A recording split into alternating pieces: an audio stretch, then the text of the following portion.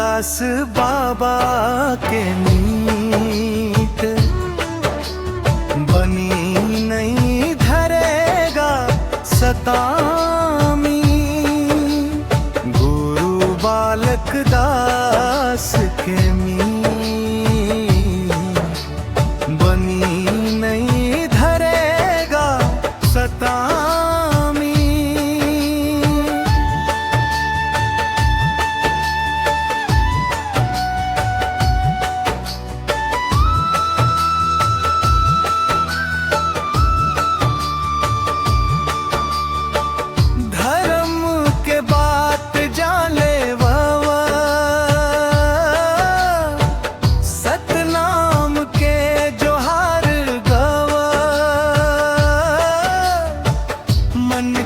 के मन मां भेद नहीं, सब लाए के पथ दिखावा। जगत के झूठा रीत रिवाज बाबा तोड़िन द्वार पर लिखा। सत्य के संग चलाव असत्य नहीं धरेगा सतामी।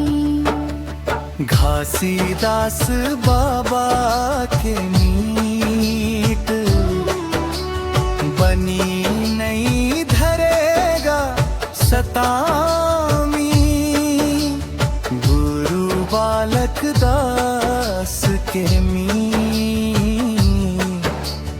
बनी नहीं धरेगा सतामी।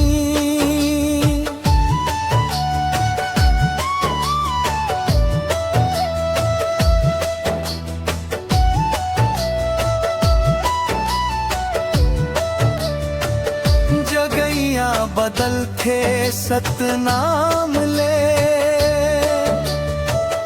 गुरु के बचन चमक थे नाम ले। जैत खाम गवाही देवते अत का उजियार नहीं आया आज ले। किसी के घर द्वार झूठ नहीं, किसी के मन मां फूट नहीं। बाबा के मत मां